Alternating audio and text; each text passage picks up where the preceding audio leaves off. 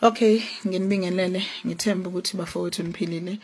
I am trying to conceptualize and put izinto nge-order lana, but i-video is inspired by iStitch Skaligan to Ajax's or Amanda's video about ama anti-illegal foreigner protest, saying what it won't have an impact on the economy. And he is coming in from the angle yoguthi ati during Fees Must Fall, a lot of the students were anti-protest, benefited from the students that were willing to risk their lives beme emgwaqweni. And ngaibuza ukuthi, why is it ukuthi we as African people are having a debate about protest?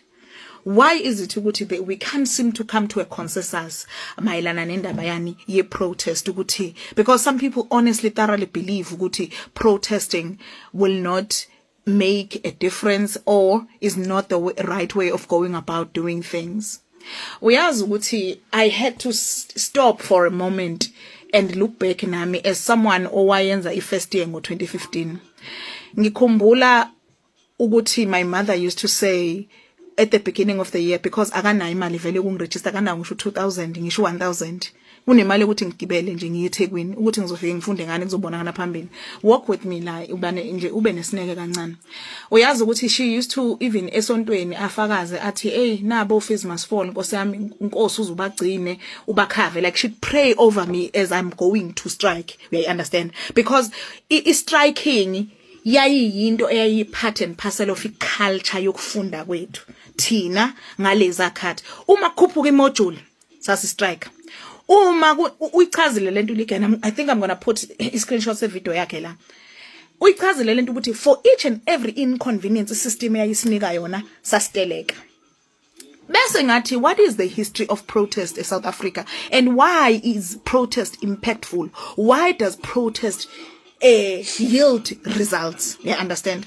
Even though I do acknowledge the intellectual, I am part of that group that believe ukuthi protesting is not enough. We must fight government legislatively, hence SACR. I'm one of those people. Uyabona ukuthi each and every generation has a baton that is being passed forward from one generation to another, and in this generation we have to do both. We have to protest, we have to march. At the same time, kufanele simlwise government challenge legislatively. But going back to the protest, because a lot of intellectuals, they really struggle ngendaba ye protest. Ngithe ngiza researcher ngatriggerisheka ngagcina sengikhala. Kodwa ngithole ngendaba ka 9 August 1956 kwathiwa i-Women's March. They were marching to the Union Buildings ePitoli bemashela indaba yamabhasi. Ngizokutshela ukuthi why protest works. Kwathiwa iSharpeville it was a peaceful protest. Amaphoyisa eapartheid aphendula ngenganono adubula abantu. More than 69 people died that day. Kudlule kuthiwa June 16 eSoweto 1976. There are so many protesters. The People Shall Govern March in 1989. Why do protests work? Protests work because systems of oppressions require compliance, require people to endure the load without disrupting the system. Uhulumeni akhuphule i-tax yakho uthule uqhubeke uye emsebenzini. Uhulumeni ashintshe ama laws around the traffic, akhuphule ama traffic fines, enze zonke lezi zinto uqhubeke. Systems of oppressions require compliance, and marching is a disruption of compliance. Systems of oppression require compliance, require routine, require people to go about their days regardless of how much the government and the systems and the powers that be squeeze the people. They require you to keep going. Ngisho nalapho bekusqueeze, bekucindezela, kufanele uqhubeke while you're carrying high taxes. Eskom, the reason Eskom has gotten away with the kupula tariffs, it's because why? People did not rise and disrupt the system. Silibale ukwenzani, silibala uku-intellectualize, sa understand iswa manga, sa understand iswa corruption eyenzeka ka Eskom. a justification for why Eskom uhlakaziwe wa privatized ama sectors awo. We understand Leon. There is so much power that lies in disrupting a system, and you will realize that when you see it historically. Why did historically people always have to march in order for them to get izinto done? Why is it? It's because systems of oppression in yapinda require people to keep going. In South Africa, we have 40% unemployed youth right now. Our government is sitting on a ticking time bomb, and the buyers. Have you seen ama matches ukuthi anama mobilization angakanani? Have you seen ama matches? Uyibonile match MK? Uyibonile match ga match and match? Have you seen ukuthi lama matches wonke anabantu abangakanani? Mawubuka laba abantu bathatha ama leave in from emsebenzini. Government knows ukuthi they are sitting on a ticking time bomb because they have a lot of youth idle engenzi lutho right now. And they know ukuthi if they do not channel or manage leyo youth kuzoqhuma kusakazeke. So mina ngiyaphinda ngithi kuwe, let the people march. Historically, marching has worked for us. Historically, marching has worked for us. But it is the mission kuubizo la kule generation yethu le ukuthi sithi simasha sibe si challenge nomthetho, cause ikhathi asifani.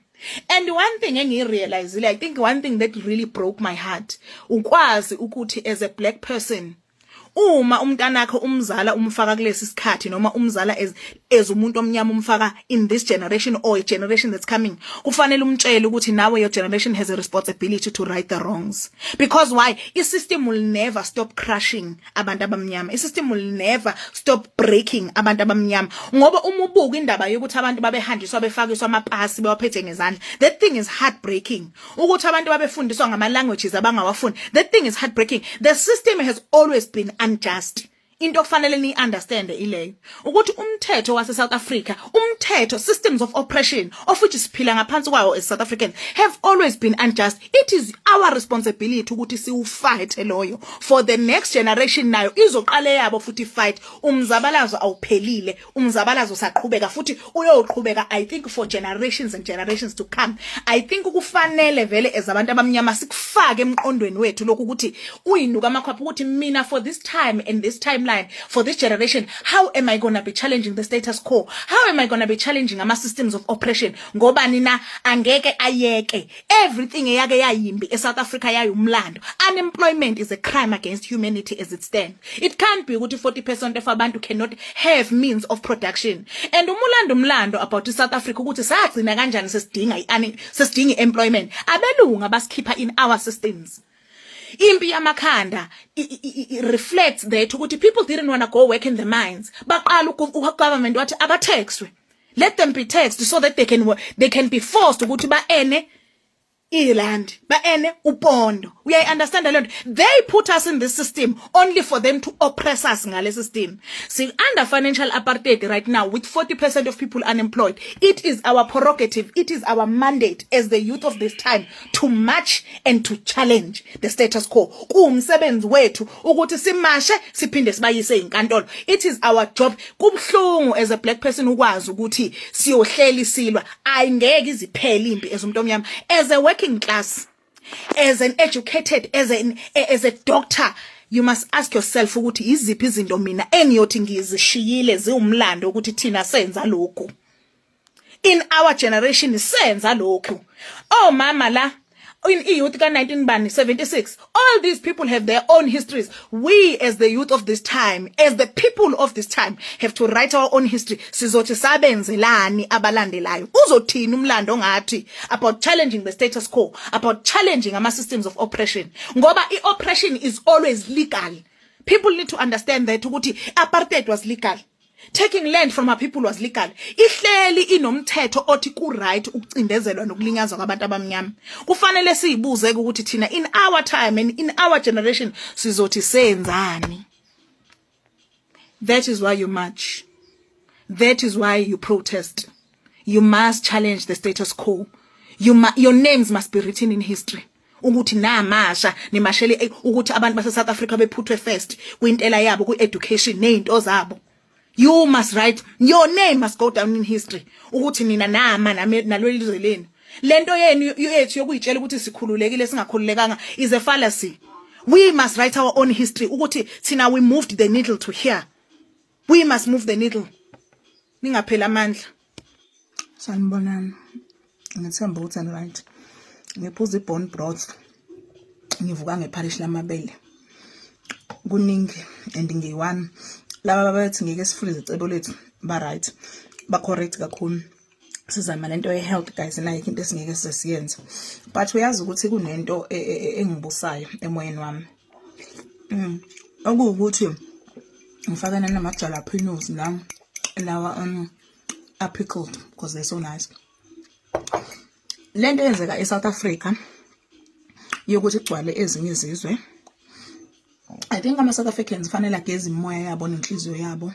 Amukele ukuthi we've done enough. Kwanele, it's okay for you to just feel like this is enough. 1, 2, fanele understand another thing. Lento yenzeka la eSouth Africa yokuthi kube ne-influx yabantu bokufika abakuleli izinga noma abaningi ngalendlela. Where are my glasses? Abaningi ngalendlela. It's because of South Africans' kindness. Abantu bala South Africa, they are just unique. It's not even just kindness. Kunento ngathi eyimfihlo abantu abayaziyo kodwa uThandisa Mazayi uyayikhuluma kule album yakhe ekuthiwa isankofa hamba niyoyilalela. Kunento ngathi that inherently feels like we are responsible for umhlaba, of which we're not. We shouldn't be. To a degree, we've done enough. We understand a lot. No other country in the world would have allowed influx of foreigners, not even legal or illegal, just foreigners to this degree. Aliko. Into fanele understand. Umuphuma la eAfrica unyuka na eAfrica. Lapha la kune desert khona. Kubusa ama-Arab. And i-subgroup lapho futhi yini? Oh my friend, inenwele zabe curly. Oh my friend, they are a result of Nilotic tribes being erased. Yini ama-Nilotic tribes? Those are the dark-skinned, tall people ababehlala lapha e-Egypt. Akuyibona abantu aba-indigenous to Egypt. Namuhla ungazi uyitshela ukuthi Islam is indigenous to Egypt kanti cha. Abantu base-Egypt babemnyama njengami. Even nyama than me. You understand? So, kufanele understand ukuthi i-cruelty elapha ngenhla ngeke niyimele. They would never. I-slave trade sama-Arabic nanamuhla sisasekhona basasenza basadayisa abantu niyawabona ama-video. You understand leyo nto? Meaning kufanele South Africans need to look at themselves on a broader scale ukuthi lezi zinto ezenzeke eSouth Africa lamanye amazwe abengeke ayivumi. But ngifuna kodwa futhi ukukutshela lokho. Kufanele understand ukuthi every immigrant efika la kuma borders wethu ehluphekile, it is by white supremacist design. Onxiwa abelungu aba responsible for those people. It's the billionaires la abanama business kuwo wonke lamazwe. Part of the exchange is that all your broken and downtrodden can come to South Africa. That's why they are so easy about the laws, because why they get to conduct ama business kula amazwe bewarobe nawo futhi of tax, same way they are robbing South Africa of tax. Yonke lento boils down to neocolonialism, to imperialism, to abelungu neindlela zabo zokungcola nokuba greedy kwabo. We are not responsible for ukuhlupheka kweAfrica. iAfrica ukuhlupheka kwayo is by design. It design obani abelungu bona la besihleli nabo la eSouth Africa. A lot of them have international businesses.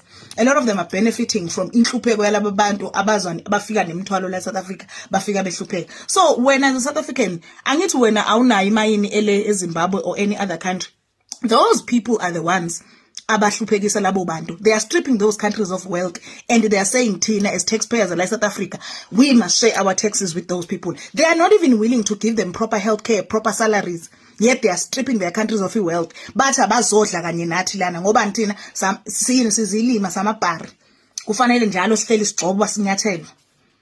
I do not mean to make this video nami ngimelo nje inakhuzana hi yam. I do not mean to make this video to make you angry, but I need you to understand ukuthi it is not your responsibility as black South Africans to fix ladies.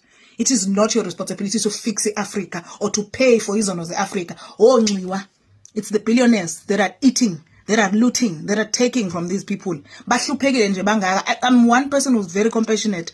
Ngiumuntu onozwele kakhulu ngoba ngiya understand ukuthi they wouldn't be here. Okay, at least laba bala leze gebengu ezinye ngifunda ukukhuluma ngazo leze iqhamuka ngenhla.